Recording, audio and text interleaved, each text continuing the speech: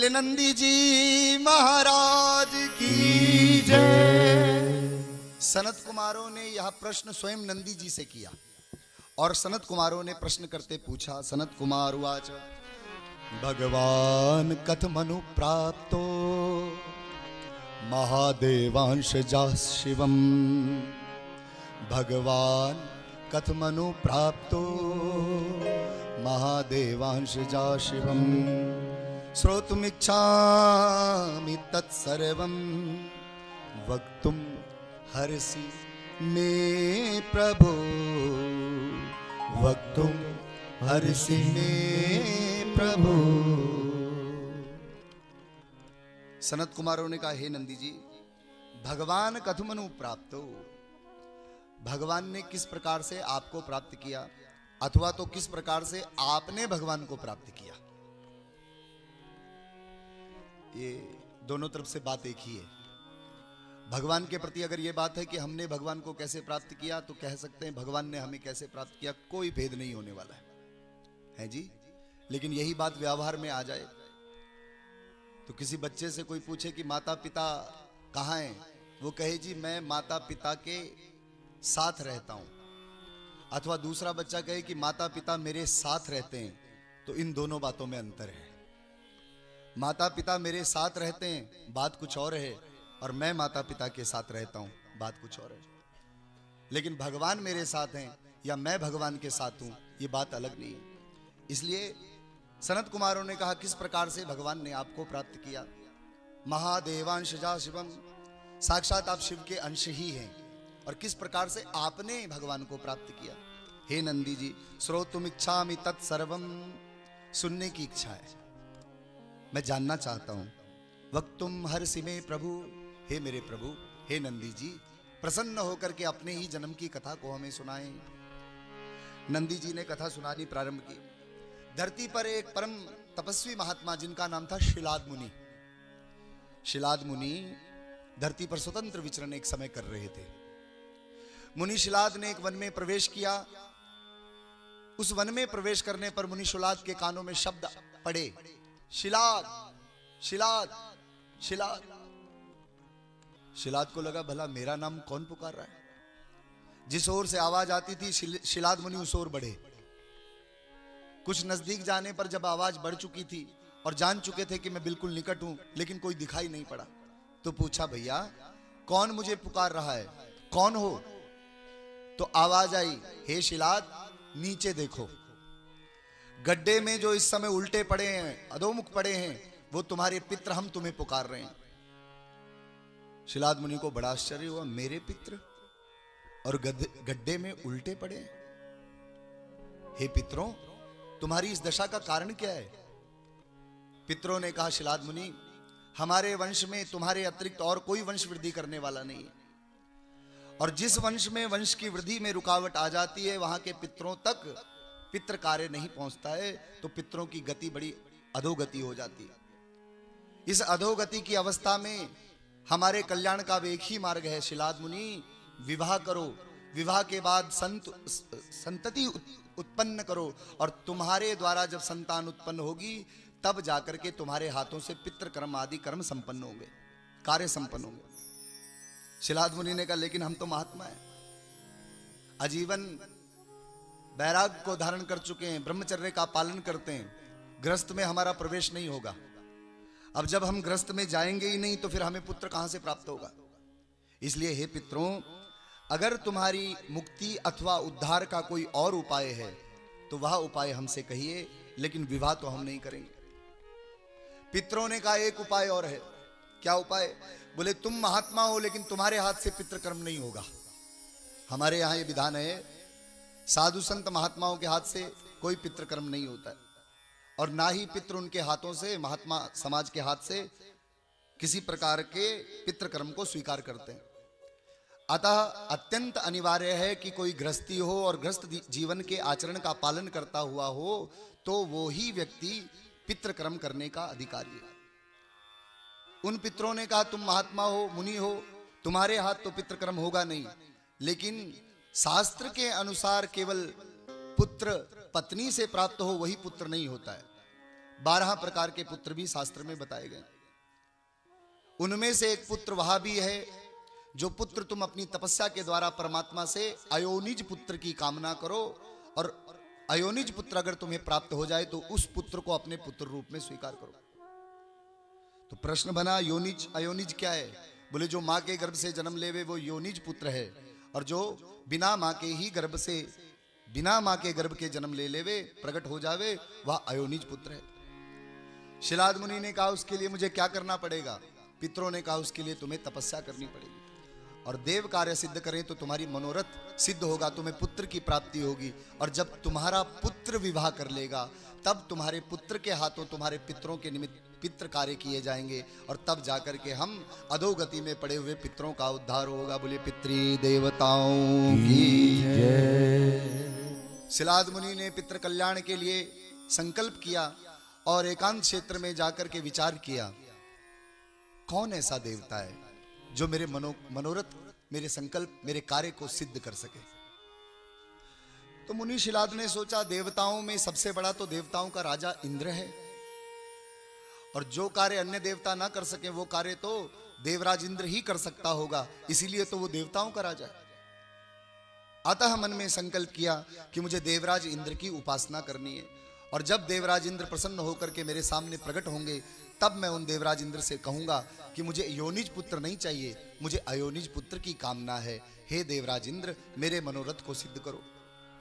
यह मन में संकल्प करके शिलाद मुनि एकांत क्षेत्र में देवराज इंद्र की उपासना में लीन हो गए। बहुत समय नहीं बीता, कुछ ही समय बीता कि देवराज इंद्र शिलाद मुनि की उस तपस्या से प्रसन्न होकर के प्रकट हुए। देवराज इंद्र ने कहा, हे शिलाद मुनि, हम तुम पर प्रसन्न हैं, मांगो हमसे क्या चाहते हो। शिलाद उवाच, शिलाद मुनि ने कहा, शतकृतो सुरेशान संतुष्टो यदि मे प्रभो, शतकृतो सुरेशान संतुष्टो यदि मे प्रभु। तो फिर अयोनिजम मृत्युहीनम पुत्रमिच्छामि सुव्रतम, पुत्रमिच्छामि सुव्रतम। हे सत्कृत, हे सुरेश, हे देवताओं में श्रेष्ठ, संतुष्टो यदि मैं प्रभु, अगर आप मेरी तपस्या से संतुष्ट हुए हैं तो मेरी कामना सिद्ध करो। पुत्रमिच्छामि, मुझे पुत्र की कामना है। इंद्र ने प्रसन्न होकर के कहा, कोई बात नहीं, तुम्हें पुत्र की कामना है तो हम तुम्हें आशीर्वाद देते हैं, तुम्हें पुत्र की प्राप्ति होगी। शिलाद मुनि ने कहा, लेकिन पूरी बात तो सुनो। हे देवराज इंद्र, पुत्र तो हमें चाहिए, लेकिन विवाह करके पत्नी के गर्भ से जन्म लेने वाला पुत्र हमें नहीं चाहिए। हमें तो अयोनिजम, योनिज नहीं अयोनिज पुत्र चाहिए, और उसमें भी मृत्युहीनम, मृत्यु से परे रहने वाला पुत्र ही मुझे चाहिए। इंद्र ने हाथ खड़े कर लिए। इंद्र ने कहा, ये मुझसे क्या मांग लिया? अरे प्रभु, हे शिलाद मुनि, हम खुद योनिज पुत्र हैं, मां के गर्भ से हमारा जन्म हुआ है, और हम स्वयं भी मृत्यु संयुक्त हैं। भले ही स्वर्ग का अमृत पी करके हम अमर हैं, लेकिन अपने पुण्य कर्म क्षीण हो जाने पर धरती पर हमें जाना पड़ता है, और पुण्य को एकत्रित करके फिर स्वर्ग की प्राप्ति हम करते हैं। नहीं नहीं नहीं, जो स्वयं ही मृत्यु संयुक्त हो, जो स्वयं ही योनिज हो, वो आपको कैसे अयोनिज और मृत्युहीन पुत्र दे सकता है? ये हमारे सामर्थ्य में नहीं है। शिलाद मुनि को बड़ा आश्चर्य हुआ। मुनि शिलाद ने सोचा, हमने तो सोचा कि देवताओं में सबसे श्रेष्ठ इंद्र है और इसलिए हमने आपकी उपासना की, लेकिन आप कहते हो कि आपके सामर्थ्य में ही नहीं है कि आप हमारी कामना सिद्ध कर सको, तो फिर कौन ऐसा देव है जो मेरे कार्य को सिद्ध कर सके? इंद्र ने कहा, देव आपका कार्य कर ही नहीं सकते हैं। अगर आप चाहते हैं कि आपकी जो कामना हो वो सिद्ध हो जाए तो ध्यान रखो, किंतु देवेश्वरो रुद्रो प्रसिद्धति महेश्वरः, देव नहीं देवादि देव महादेव ही हैं, जो योनिज नहीं अयोनिज हैं और मृत्यु से परे हैं, वही कृपा करें तो आपकी कामना सिद्ध हो सकती है। इंद्र से शिलाद मुनि ने कहा कि किस प्रकार से मैं भगवान शिव की उपासना कर सकता हूँ, शिव को किस प्रकार प्रसन्न किया जाता है। तो स्वयं इंद्र ने शिलाद मुनि को शिव पूजा का विधान बताया। भगवान शिव को प्रसन्न करने का विधान जान करके शिलाद मुनि ने उसी स्थान पर पार्थिव शिवलिंगों का निर्माण करना प्रारंभ किया। नित्य प्रति 16 विधान से शिव प्रतिमा की पूजा करते हैं, आरती करके उस प्रतिमा का विसर्जन करते हैं। दिनों दिन इस प्रकार शिव भक्ति में लीन होने लगे। दया के धाम दयालु शंकर प्रसन्न होकर के प्रकट हो गए। बोली गौरी शंकर भगवान की जय। ओम नमः पार्वती पतये हर हर हरि महादेव। ततः प्रसन्नो भगवान देवदेव स्त्रीलोचना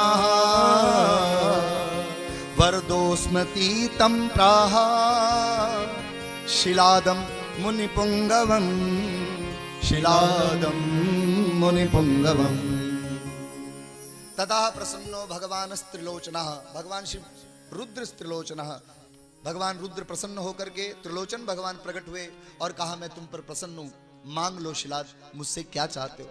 वरदोस्मति ही, जो तुम मांगोगे मैं तुम्हें दूंगा। शिलाद मुनि ने अपनी कामना को प्रस्तुत किया और कहा प्रभु मैं अयोनिज पुत्र की कामना करता हूं और मृत्यु से जो परे हो, मृत्यु भी जिसका बाल बांका न कर सके, ऐसा पुत्र मुझे चाहिए। भगवान महादेव ने कहा ऐसा तो मैं ही हूं, जो अयोनिज भी हूं, मृत्यु से परे भी हूं, अतः मैं संकल्प करता हूं।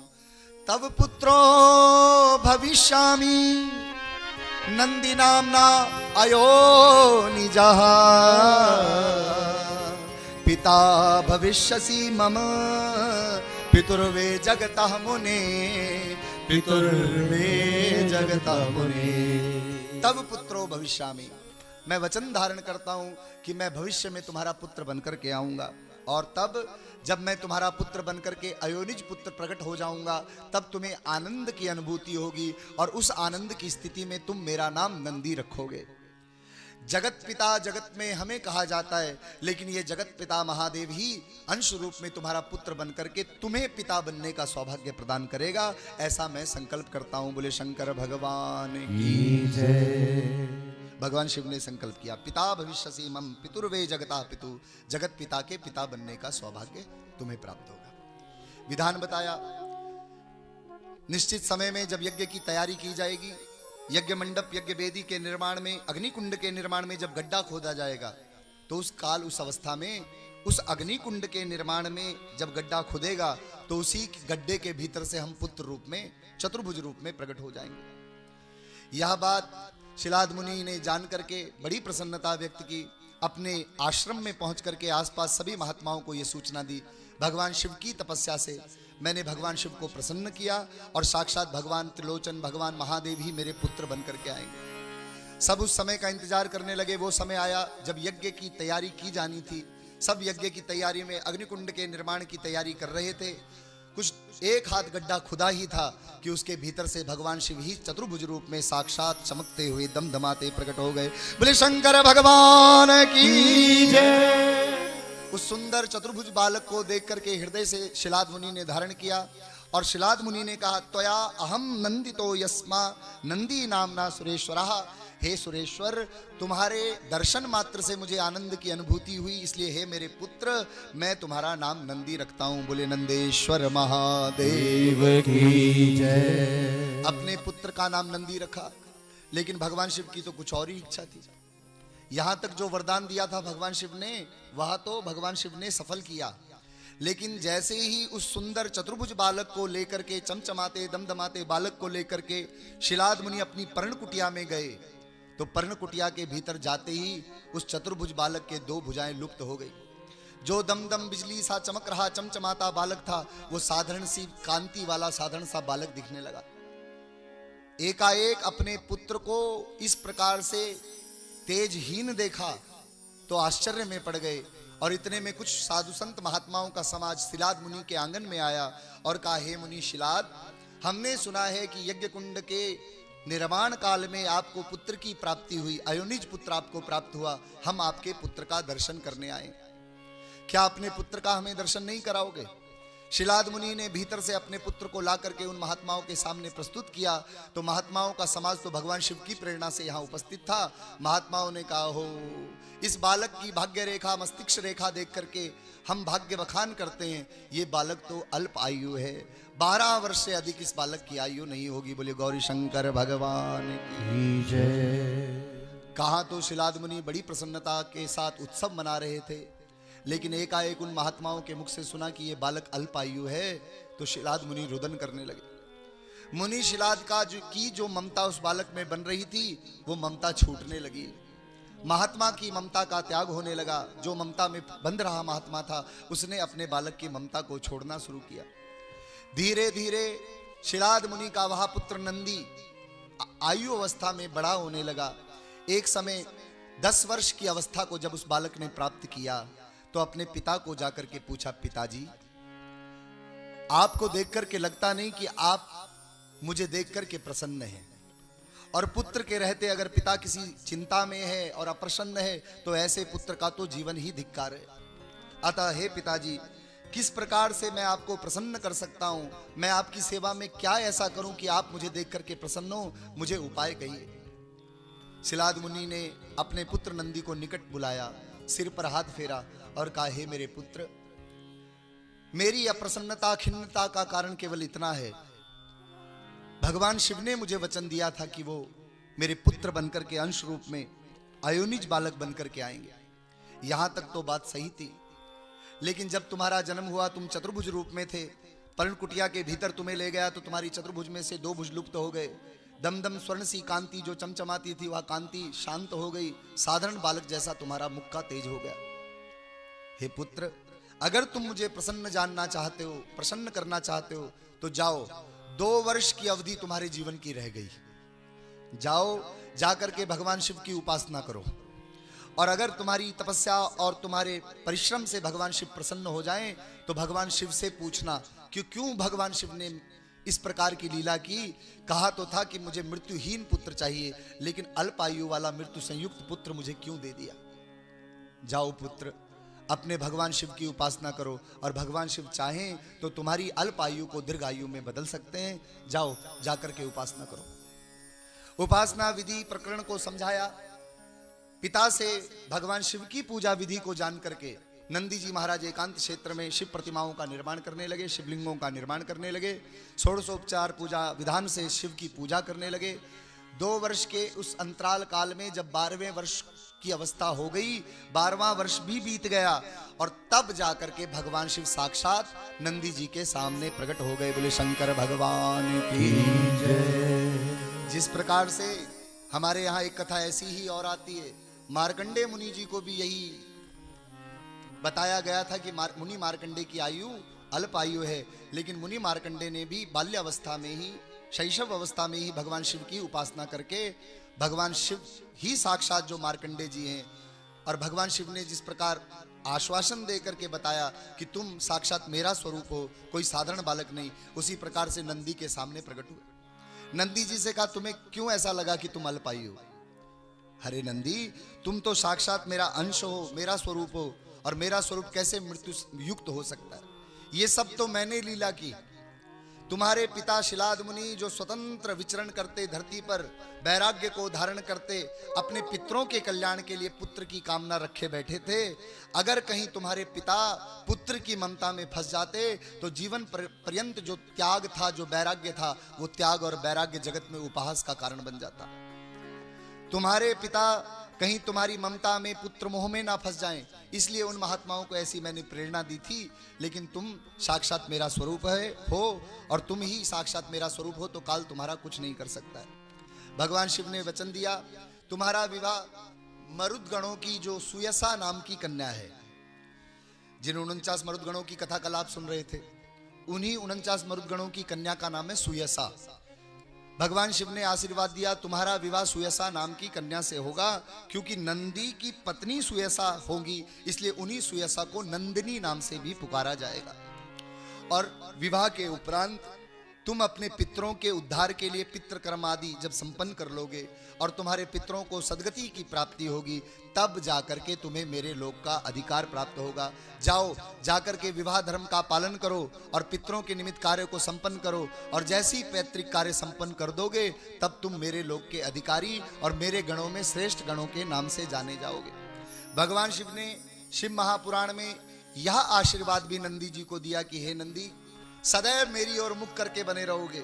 मेरा भक्त कोई प्रतिमा रूप में तुम्हारी स्थापना करेगा, और मेरा भक्त अगर मेरी पूजा में उसकी मनोरथ कामना में अगर विलंब होता हो, और वही भक्त मेरे गण नंदी के कान में जाकर के कोई मनोरथ रखेगा, तो जो कोई मेरा भक्त मेरे गण नंदी के कानों में अपने मनोरथ को रखेगा, उस मनोरथ को मैं सबसे पहले पूर्ण करूंगा। बोली गौरी शंकर भगवान की जय। नंदीश्वर महादेव की जय। ओम नमः पार्वती पतये हर